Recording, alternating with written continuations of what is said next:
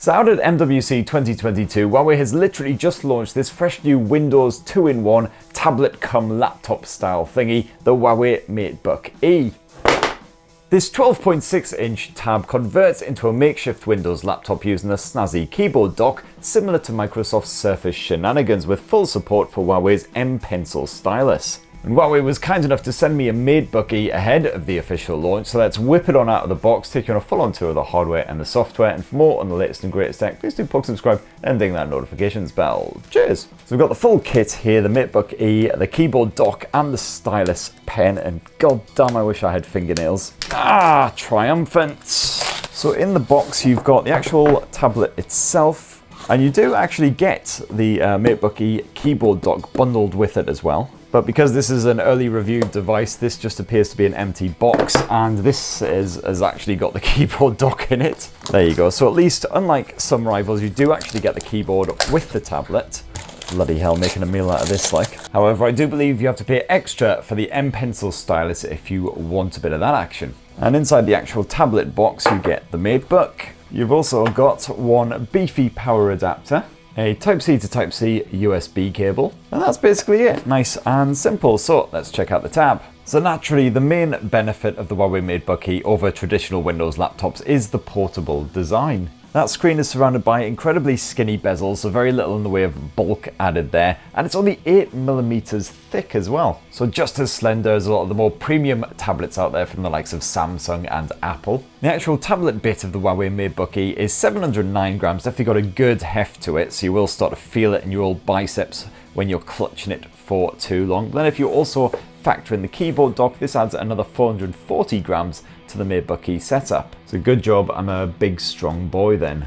As for your colour options, well, the Matebook E is available in just this one simple finish, the rather exciting and thrilling Nebula Grey. Tasty stuff. I think right about now my nipples are probably hard enough to cut right through my t-shirt. Huawei reckons this is quite a tranquil finish, but I'm starting to get the heebie-jeebies from all the finger grease that is immediately latching itself onto this back end. We do actually have a couple of light scratches on that arse as well. I'm not really sure where that's picked that up from because I've literally just set this thing up. A selection of ports, as you would expect from a tablet style device, pretty slim pickings here. You got a Thunderbolt 4 port though, which is great to see. This supports display port connections. You can get hooked up to a monitor or projector or whatever, and it's also used to power up the Matebook E. Meanwhile, over on the opposite edge, you've got your headphone jack. You've also got your power button, which doubles up as a fingerprint sensor. So when you want to turn your Matebook E on, all you need to do is just press your digit to that power button, and there you go. A couple of seconds later, you're into your desktops. The Huawei Matebook E is running the latest, freshest Windows 11 OS, of course. We'll dive into some of those features and bonus Huawei bits in a bit, but first of all, let's check out that gorgeous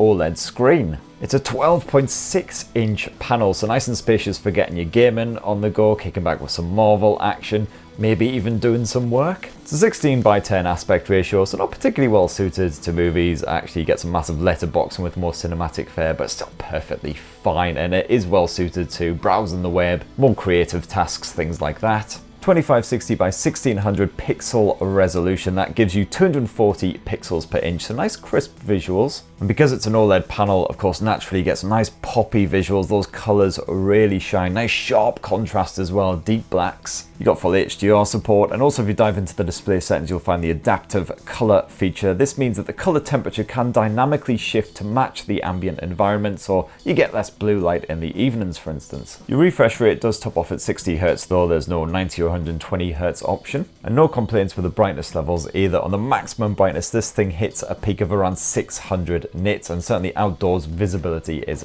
fine. Even though it is, as you can see there, quite a reflective display, there's no anti-glare finish. And then of course there's the audio, and what you have here is a quad speaker arrangement. The speaker grills are actually housed in this narrow ridge running alongside the edge of the Huawei Matebook E on the left and right sides. And let's see if that sound quality is actually any good. Hello gorgeous peeps, I'm Chris from TechSpert, and today we're going to be checking out the Intel NUC 12 Extreme, which my cat has just cunningly revealed for you. Absolutely planned to the second that was. So pretty good. That's just on the medium volume settings as well, not even properly maxed out, and certainly already pretty damn loud. Reasonably clear as well, not quite as crisp as, you know, the super premium stuff you'll get from the likes of Samsung and Apple, but let's just bump it all the way up to the maximum volume out of curiosity. And what it is a charmingly compact desktop gaming rig, or SFF if you're into the whole geek lingo. And wow, yeah, that's pretty bloody loud. I'd say that's easily a match for the iPads and all the rest as well. So certainly if you are going to be working in a noisy environment quite a lot, you need some powerful speakers to cut through all the background clamour. This should do the job more than nicely.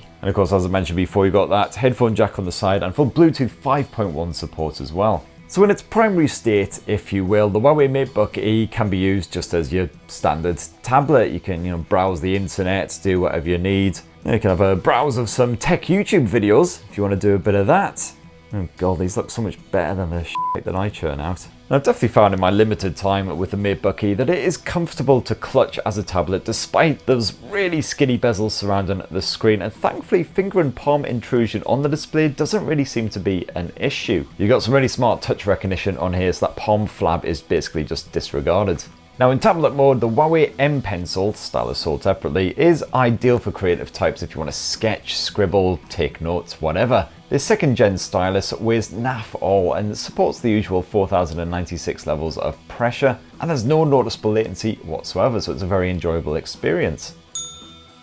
Pairing the stylus up with the Matebook, absolutely piece of piddle. Just slap it on the top end there. There's a magnetic connection that holds it in place, and as you can see there, the M-Pencil will actually charge up as well when it's slapped on that top end wirelessly, so that's quite handy. And it seems to recharge really quickly as well, just a minute and a bit on there, and it's already powered up an extra 9%, so it certainly won't take long to reach full. Oh, and you also get a couple of bonus nibs bundled in the box as well. And as another bonus, the Huawei M-Pencil apparently doubles up as an entertaining cat toy. The fuzzy little bugger absolutely loved it. Now Windows 11 obviously isn't an ideal touch interface exactly, but at least it does offer some pretty decent multi-touch gestures now. So for instance, swipe left or right with 3 fingers and you'll swap between your different apps. You can also swipe down with 3 fingers in order to minimize everything and get back to your desktops. And of course, at any point you can convert the Matebook E into a laptop style device simply by mounting it on the keyboard dock like so, and then you're instantly ready for action. You've got a good bit of stiff hinge action on here as well, so absolutely no trouble propping up the Matebook E at basically any angle. And yeah, it's a perfectly respectable keyboard dock. Certainly those keys stretch the full length of the chassis, so making the most of that compact limited space. And it's a comfortable enough typing action. It is very shallow travel, of course, as you would expect on a keyboard cover. Just 1.3 mils, in fact, according to Huawei. But I'd be perfectly happy smashing out a script on this thing. Only problem being that there's no backlighting, of course, so good luck using it in the evenings. And of course, the only other problem with a 2-in-1 form factor like this is that it only really works with the keyboard dock if you've got a flat, stable surface to rest it on, like so. If you try using it on your actual lap, well, you're kind of either destined to fail or at the very least just look like a bit of a tit.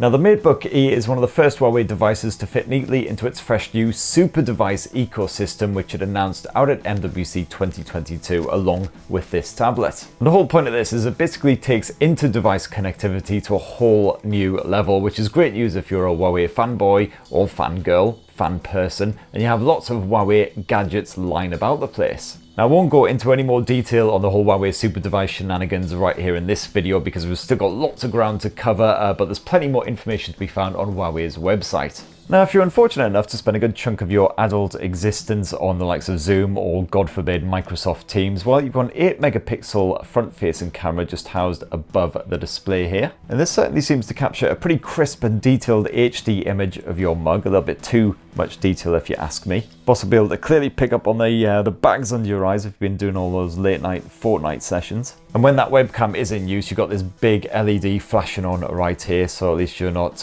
caught unawares. You can also shoot full HD video with that front-facing camera if you want as well. And there's also a quad mic arrangement built into the Huawei Matebook E to pick up on your voice if you are Skyping, Zoom and whatever without using a headset for whatever reason. And for some bloody reason, you've also got a 13 megapixel rear camera here on the Huawei Matebook E, which I've never really understood why you have rear cams on tablets. Unless it's to appease those annoying twats who basically go to gigs and then hold up a tablet recording the whole thing so no one else can actually see anything. Now sadly, you won't find the freshest 12th gen Intel Core processors stuffed inside the Matebook E. Instead, you've got a choice of the 11th gen Core i3 1110G4, the Core i5 1130G7, or the Core i7 1160G7. And this is backed by either 8 or 16 gigs of DDR4 RAM, depending on how much money you throw at Huawei. And as far as the visuals go, those are handled by the integrated Iris graphics. In the case of the Core i5 and the Core i7 models, it's Iris Xe. And to help manage any pesky heat buildup, you've got a single shark fin coolant fan packed inside of this chassis. This just pumps the hot air out of these little vents you can see up top. You've also got a super skinny vapor chamber and an 8-layer heat dissipation stack, but all the same, don't expect to really push the Huawei Matebook E with intensive creative tasks like video editing. Your limits are definitely the likes of photo editing, and you can do some lighter gaming as well on more older and more basic titles, which pose no problems whatsoever. And of course, yes, browsing on the likes of Google Chrome with dozens of tabs open simultaneously, not really an issue either. Or your standard office tasks and everything, the Huawei Matebook E can smash through all of that with nary a grumble. And you look like a bit of a benchmarking fan there, so here's some of that hot benchmark action for you. Cinebench at release 20 spaffed out a score of 927, pretty standard for Core i5 with Iris, pretty basic stuff. You got Geekbench 5 as well, single core 862 and multi-core 4650. For your networking needs, you've got full Wi-Fi 6 support on the Matebook E, but there is no SIM slots. You can't get a bit of LTE or 5G action on the go when you are roaming about. And likewise, there is no memory card support on here either, so you are stuck with the onboard storage. Your options there being a choice between a 128 gig, 256 or 512 gig NVMe SSD. As for battery life, well, I've been really putting this thing through its paces the last few hours, doing a good bit of benchmarking, streaming lots of video, playing on genital jousting naturally, and it seems to be ticking down around an average of 20% per hour. So you can expect around 5 hours of full-on use from a single charge, and I mean full-on use. But of course, I've literally been using this thing for 1 day. Chances are the battery life may improve after a few days once it's done all the various updates, etc, etc. But that's just a sort of rough early guideline. So anyway, that in a nutshell is the Huawei Matebook E with a nifty keyboard dock to turn it from tablet into laptop. So what do you guys reckon? It'd be great to hear your thoughts down in the comments below. Please do poke, subscribe and ding that notifications bell for more hot MWC 2022 action. There's lots on the go today. Got Samsung later on today. We've got Poco and Realme and all kinds of stuff tomorrow. So definitely do not want to miss out on all those hot gadgets thingies. Brain is absolutely scrambled from all of this MWC action. But anyway, have yourselves a lovely bloody rest of the weekend, and I'll see you on the other side. Love you.